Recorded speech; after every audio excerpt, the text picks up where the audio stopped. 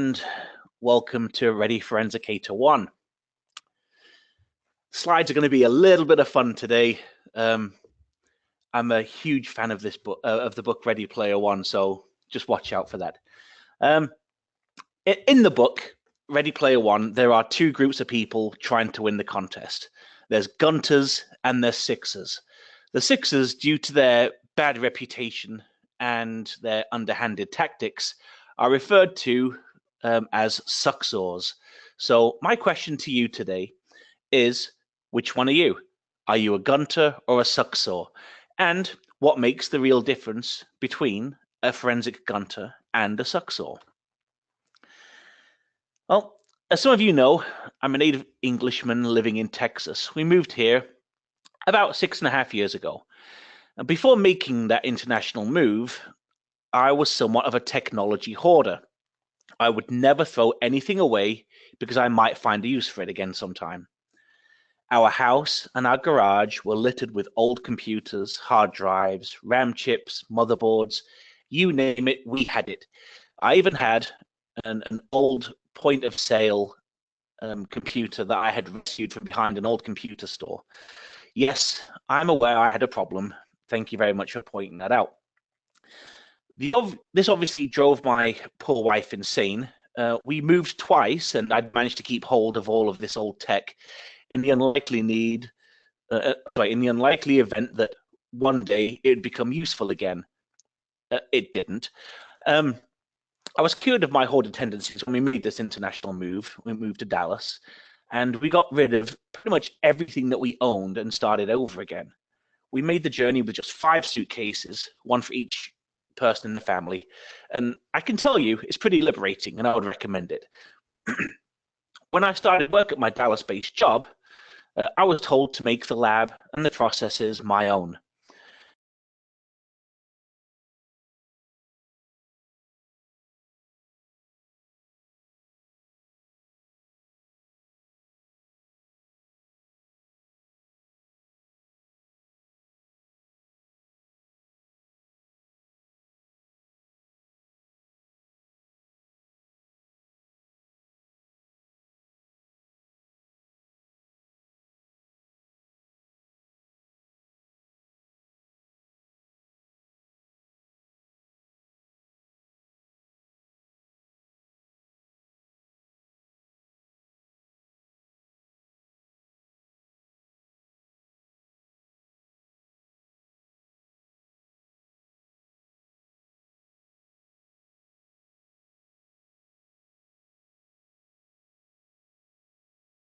Hi, everyone. It seems we may have lost Lee. Let's give him a minute to see what happens. Could you please respond in the questions window if you can hear me? Okay, great. Thank you for that feedback. I appreciate that. I'll see if I can contact Lee.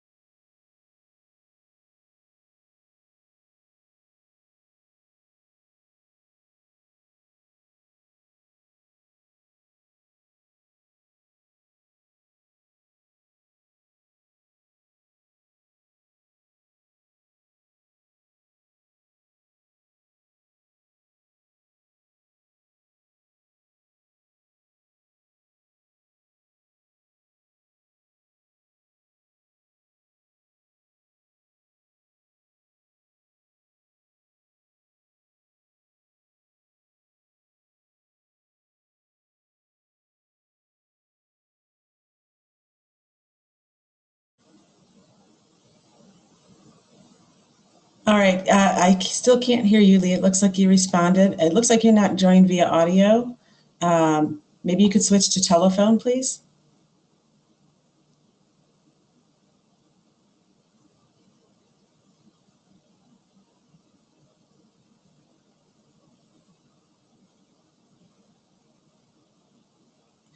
If you guys could respond in the questions window if you can hear Lee. I think there's some confusion as to whether or not can't hear Lee. No, cannot hear Lee. Okay, thank you.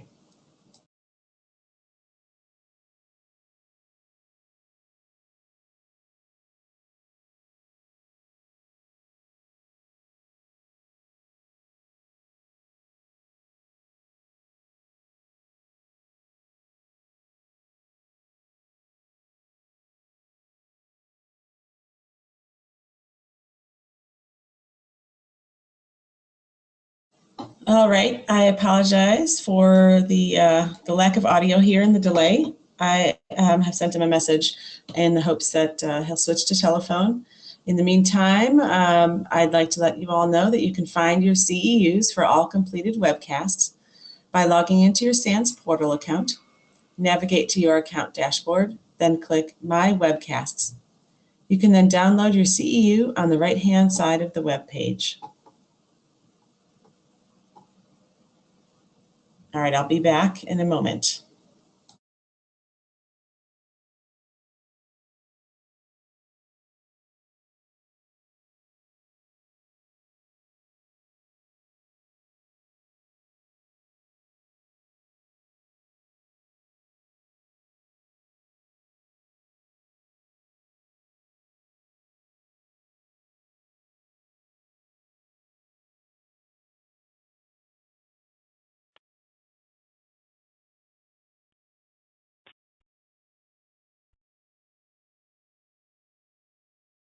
Got to be kidding me. All right, Lee, I can hear you again. It doesn't look like your audio is connected. Can you hear me? I heard you for a moment.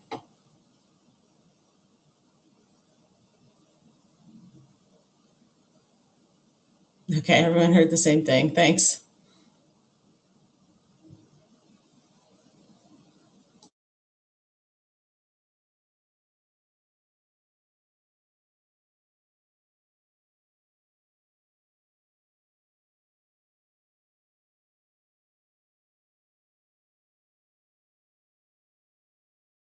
All right, once again, I apologize. Looks like we're... Oh, Lee, are you there?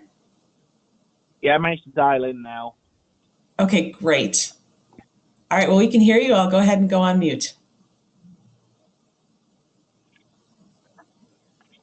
Okay, so I'll start from the beginning of this slide again. I think it's probably the best thing to do. So I don't know if people are aware of this, but I'm a native Englishman living in Texas. We moved here about 6.5 years ago. Before we made that international move, I was a technology hoarder, and I had a problem, and I understand that. And I never threw anything away because I thought I might have a use for it one day. We had old computer components and everything lying all over the house, and it drove my wife absolutely nuts. We had moved twice in England, and I'd managed to keep hold of all of that old stuff, just in that hope that one day it would become useful again. When we moved to Dallas, we had to get rid of absolutely everything. We moved over here with just 5 suitcases, one for each person in our family. And it was pretty liberating, and it opened up the whole world of clean living to me. So when I started my job here in Dallas, I was told that I was to make the lab and the processes my own. And I went about trying to make everything as efficient and clean as possible.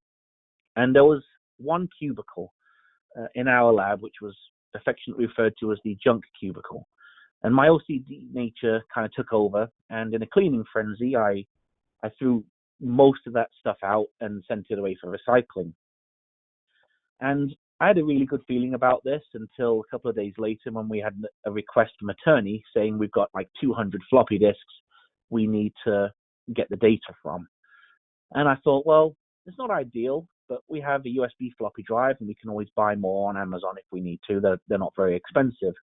And it's probably a couple of days. Well, the disks arrived and they weren't 3.5-inch floppy disks. They were 5.25-inch. This obviously was not ideal. Apparently 5.25-inch floppy disks, floppy drives that use USB connections aren't really a thing. So then someone in the lab said, "Oh, don't worry, it's okay. We have an old computer that we built specifically for this kind of thing. It's sitting over there in the junk cubicle." And I cast my mind back a few days and had a vague recollection of putting an old beige desktop computer in the back of my car and taking it to the recycling center. An old beige desktop computer with a 5.25-inch floppy drive. Well, crap. Well, maybe they were talking about a different old computer. And so I took a look. No, crap again. Apparently, this computer was built a few years earlier with the express purpose of dealing with requests involving 5¼ inch floppy disks, and I'd gone ahead and destroyed that with extreme prejudice. It was an expensive mistake, as we ended up paying a data recovery company almost our entire fee to process those devices for us. Yeah, ouch. I learned somewhat of a valuable lesson from all of this. You can't keep every piece of tech that you come across. It just isn't practical to do so. But there is such a thing as selective hoarding. Keeping 1 or 2 items around is okay if you have the storage, but just don't go overboard.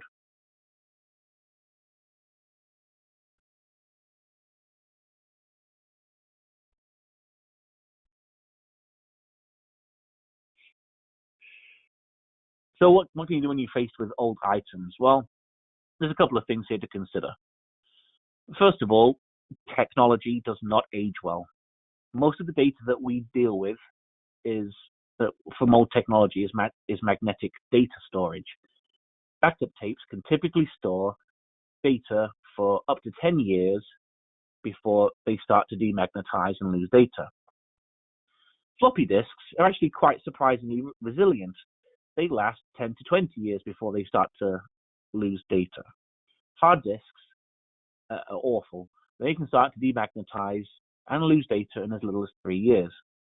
Now, bear in mind that these are all best case scenarios. If these items are stored somewhere cool, dark, and unhindered by the elements, they can last this long. The problem is this is seldom the case. In addition, here we are just talking about the natural loss of data over time. There will be instances where good data may still be on the magnetic film or on the platters, but the container may not last as long as the data stored inside. Floppy disks, they're somewhat flimsy and cheap, and this was done on purpose to keep costs down, and they can break pretty easily. There's a weld on 3½ inch disks that keeps the disk together, but that weld will degrade over time. Also, there's the spring in the slide at the top of the disk that tends to stop working correctly too.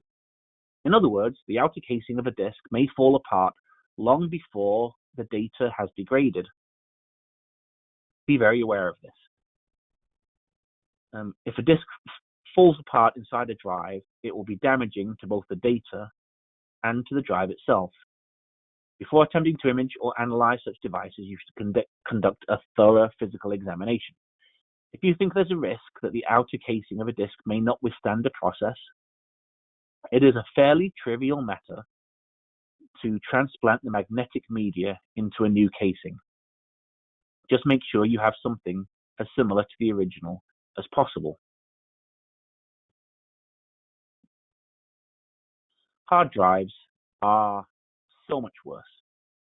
Today, mechanical hard drives can last longer, but all spinning hard drives are designed for running. They are not meant for long-term archival purposes. Leave a drive for long enough, and the magnetically stored data will begin to dissipate. But this dissipation isn't the main problem with hard drives.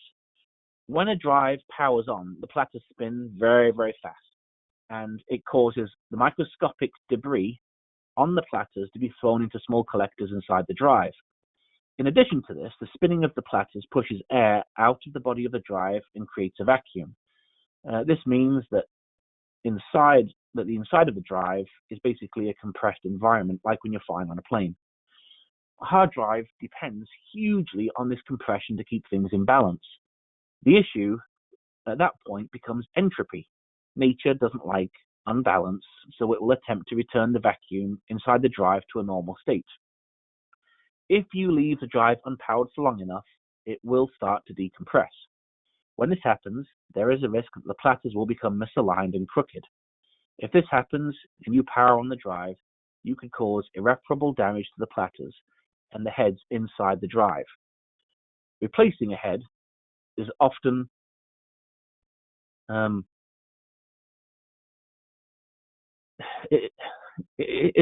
okay to do.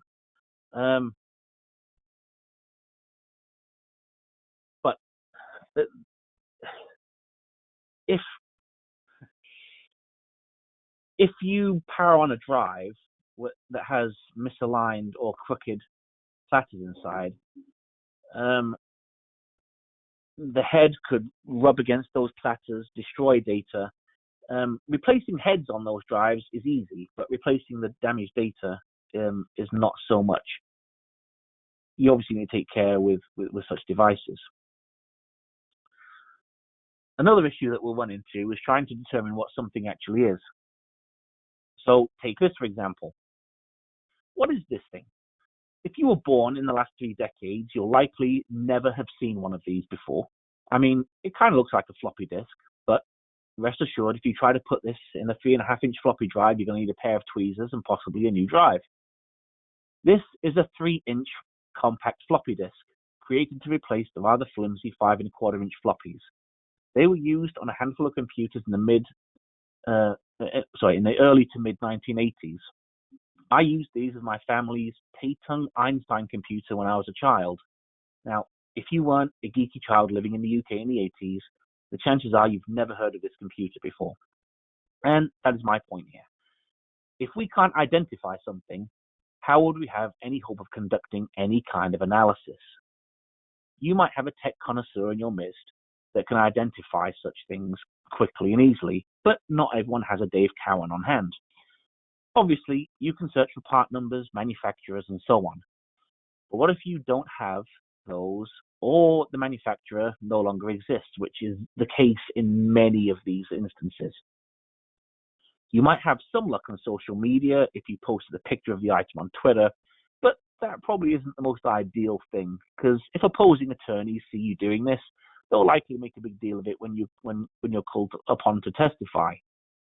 So what else can you do? Well, my personal preference is to reach out to the folks over at the Computer History Museum. That's based over in California. They are very helpful in identifying virtually any storage device in the last 70 years. If they don't know what it is, they can usually find out. Another excellent resource is the Vintage Computer Federation. They have a really awesome forum where you can go and post a picture of some device and ask for assistance in identifying the hardware.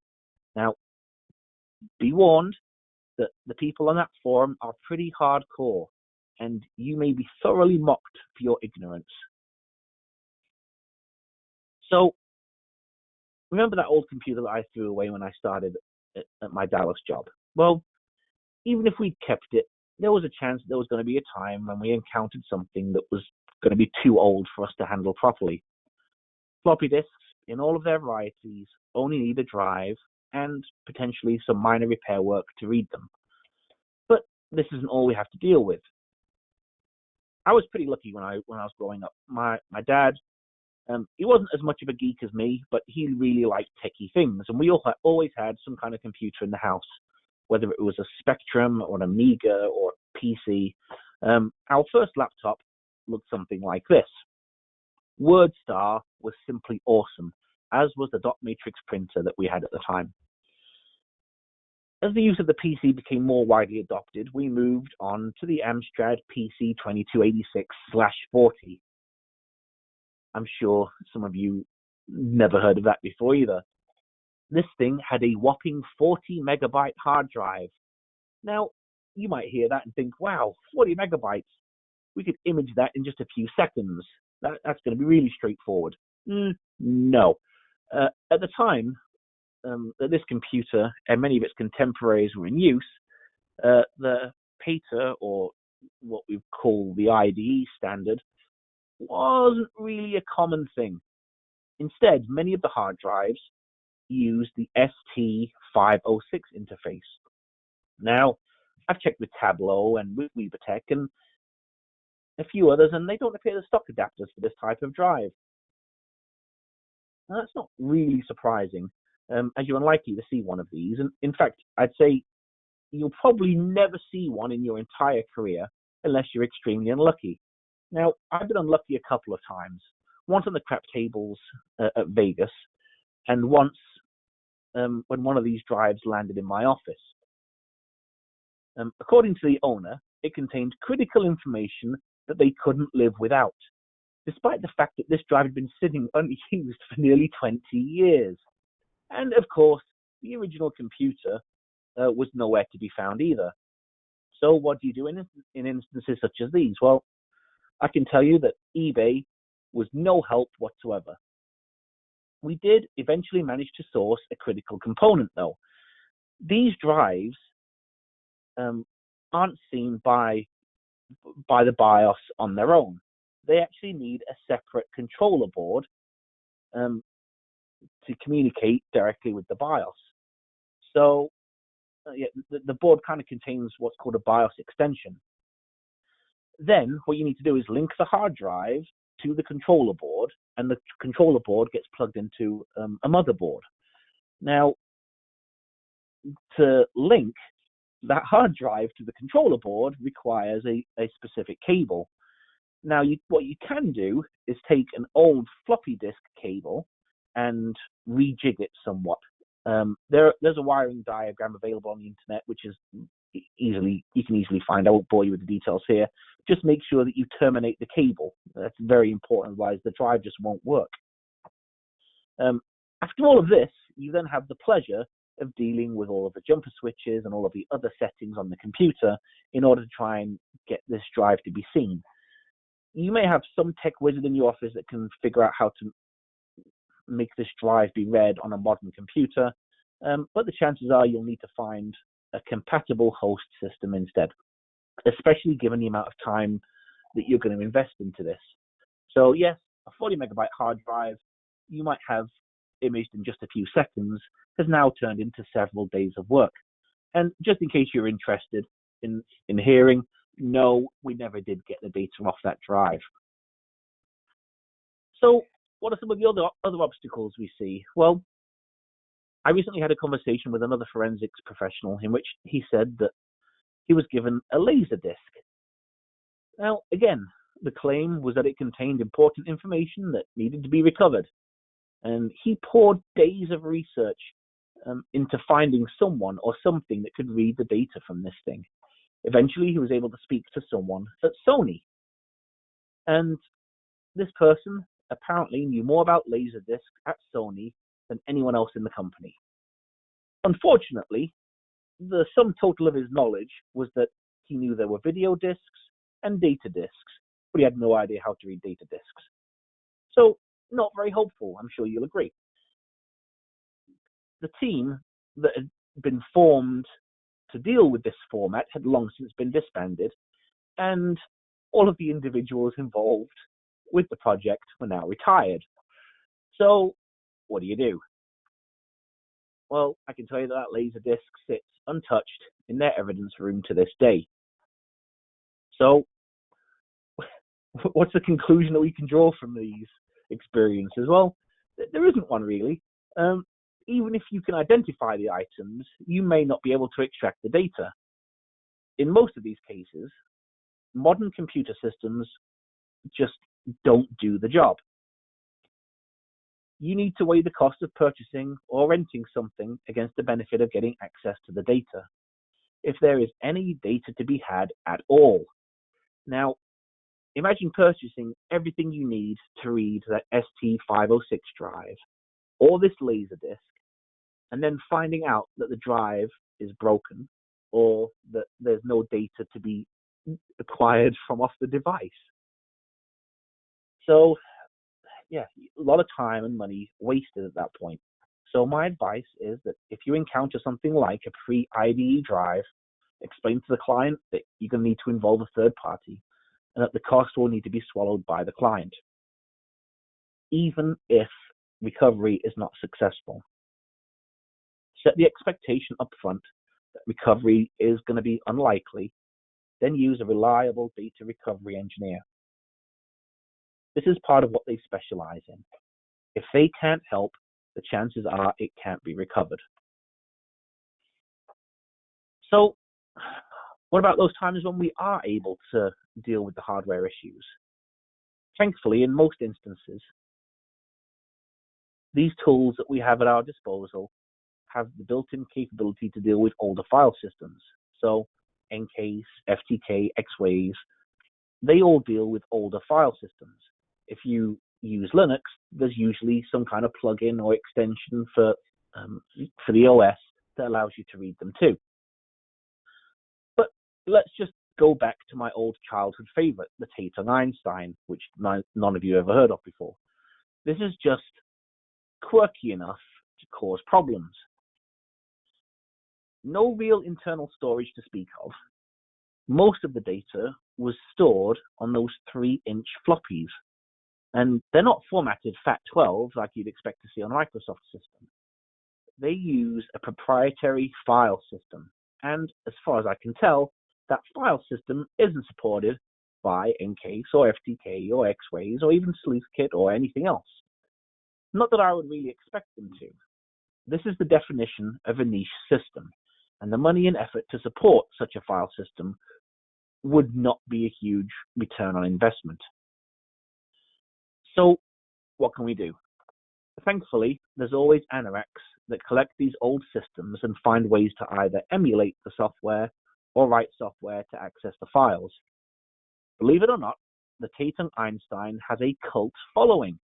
Yes, there's actually a group of people that not only still own these computers, but love them like they're their own children.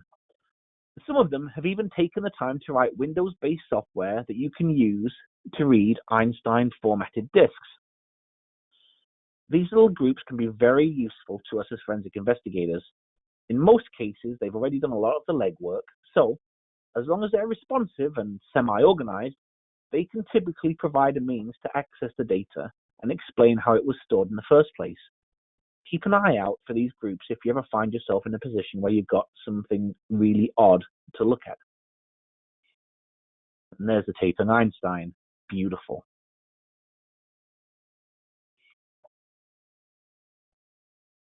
So, shifting gears just for a moment, I want to talk about a couple of cases that involved older technology, albeit these were just floppy disks, but there are still lessons to be learned.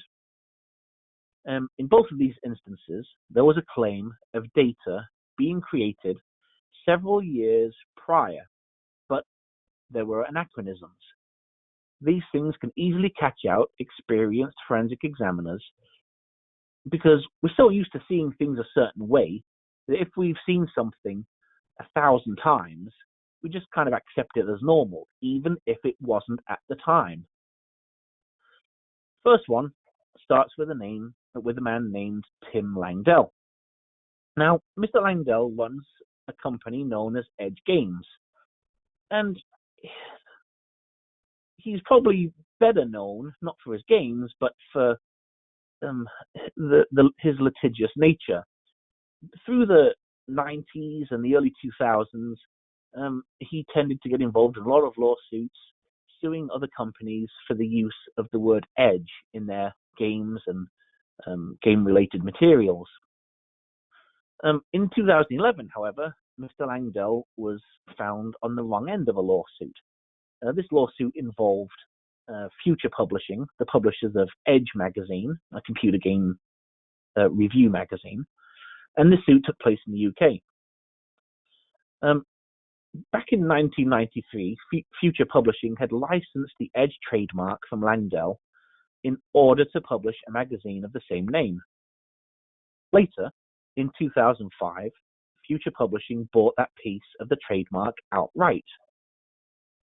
Langdell subsequently started to use the magazine's logo for his own purposes, even claiming that he had helped to found and publish the magazine. Now, this didn't sit well with Future Publishing. They didn't like this at all. The logo was their own trademark and their intellectual property. They claimed that Langdell had no rightful claim to use the logo, having sold that portion of the trademark years earlier. Neither did he have anything to do with the founding of the magazine. Evidence was presented by both sides, with Future Publishing even bringing in the logo's original designer to testify. Langdell countered with his own testimony, stating that he had created the logo himself back in 1991. According to his testimony, Langdell even had the original logo stored on a 5¼ inch floppy disk back home in California. When asked to present the disk as evidence, he suggested it was far too delicate to ship and it would get damaged, but the court insisted that he would do so. This disk was sent to a forensic examiner in the UK, and the examiner looked at the disk and determined that there was nothing wrong. Everything looked fine and reported the image on the disk genuinely appeared to be from 1991. However, the opposing expert noticed something that was missed in the original examination. Now, I don't have access to the original image of the floppy disk, but I've created an image of a floppy, and it has some similar properties. And I've loaded this into X-Ways, and I've provided a screenshot right here. Let's say that my claim here is the same as Langdell. I say that the text file on the root of this floppy disk was created in 1991. I purposely left out the dates and times. Can you disprove this claim just from what you see on the screenshot? I'll let you look at it for just a few seconds and I'll give you the answer.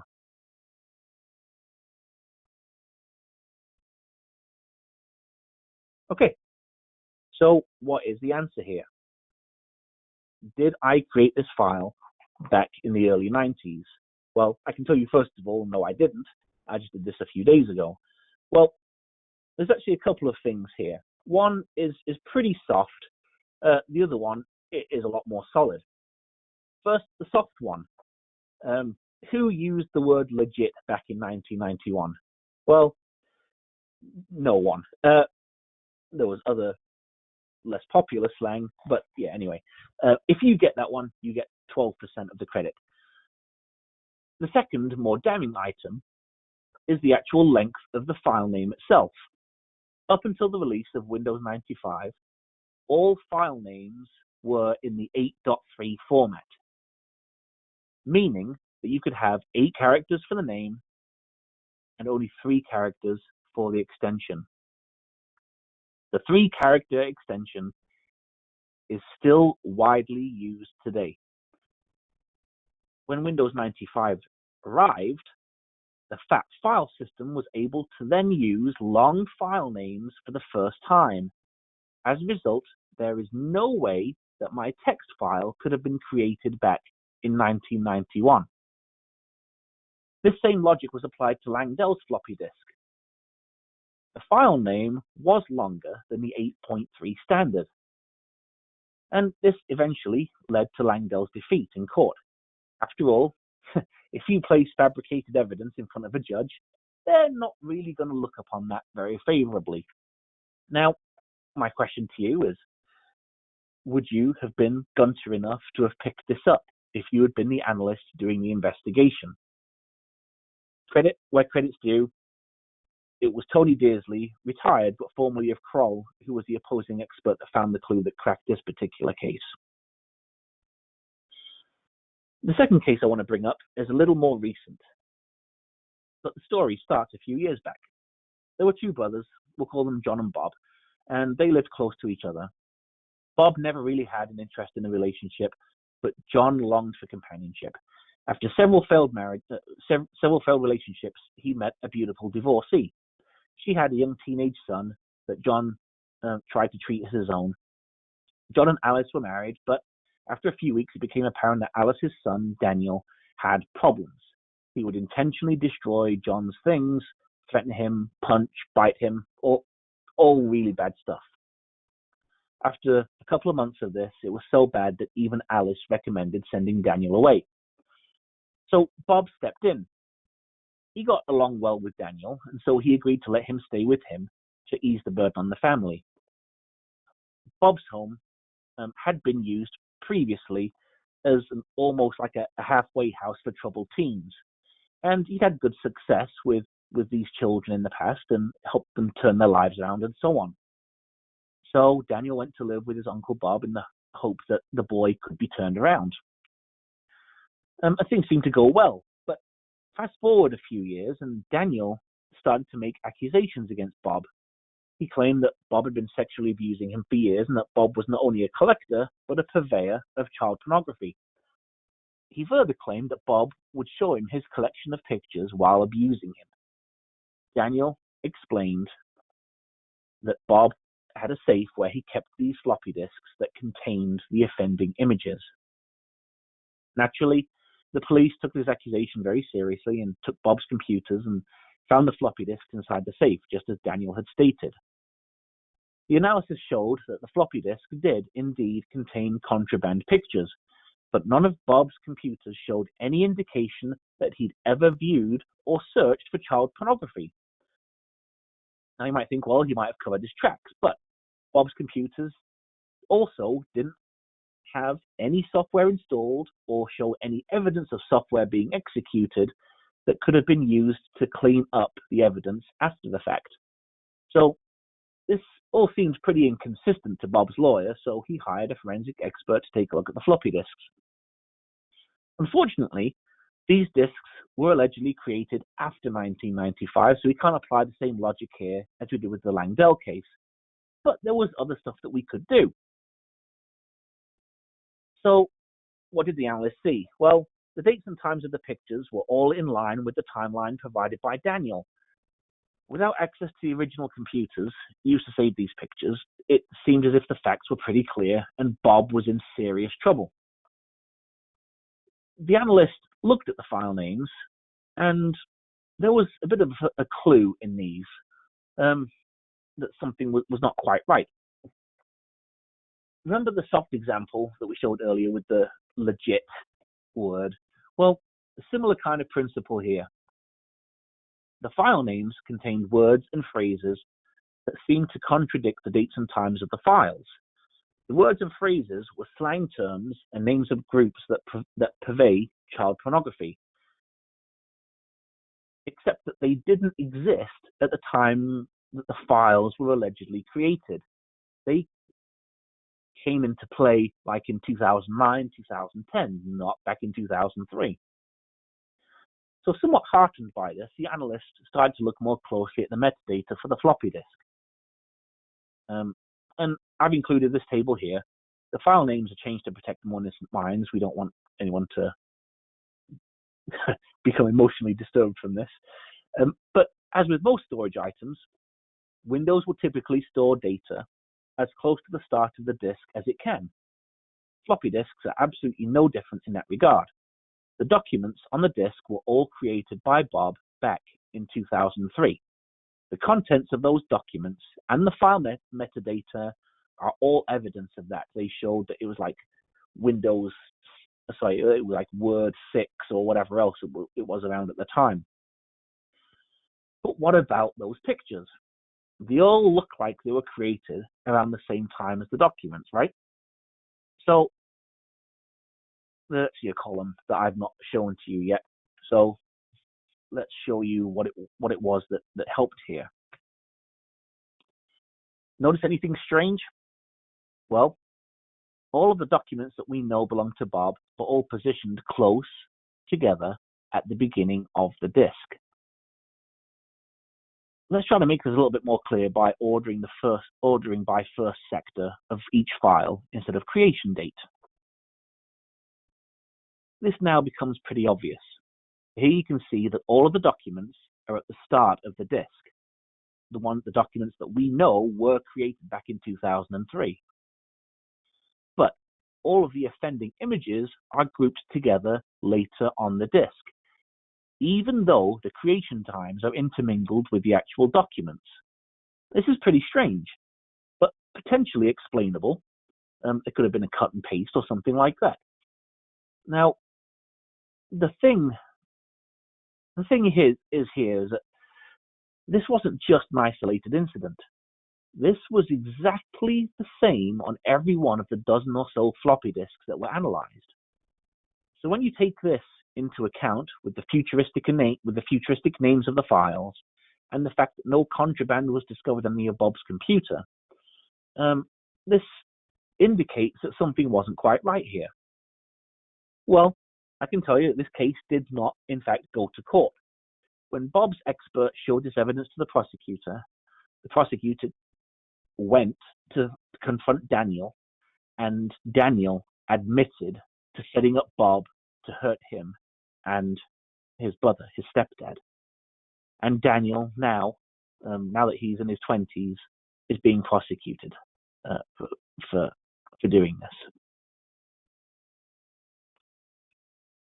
So that's pretty much everything I have for you today. But let's go back and look at what we've discussed. It's all right to retain some technology, as long as it doesn't become overburdensome to either your office or your spouse. There will be times when it is useful to do this, but maybe don't look for excuses to hold on to every little thing.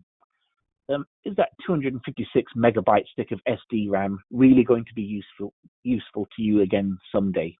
Probably not.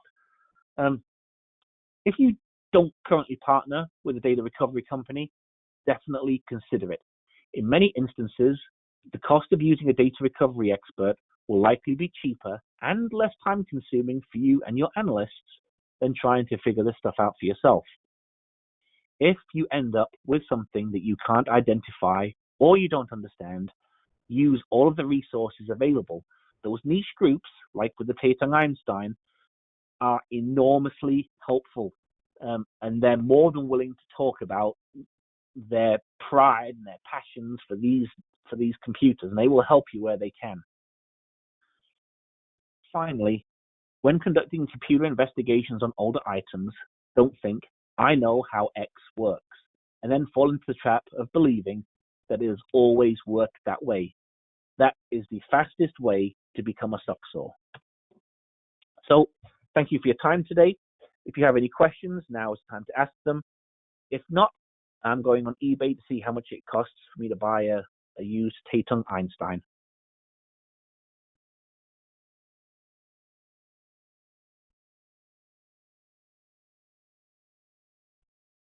Well, Lee, I don't see any questions. Someone does suspect MC Hammer, too legit to quit, was around the 91 Super Bowl. That's fair enough. Yeah, right. We'll give him that one. Well, then he says may have been 92. All right, well, I guess that's all we have for today. Thank you so much, Lee, for your great presentation, which helps bring this content to the SANS community. To our audience, we greatly appreciate you listening in. For a schedule of all upcoming and archived SANS webcasts, including this one, please visit sans.org/webcasts. Until next time, take care, and we hope to have you back again for the next SANS webcast.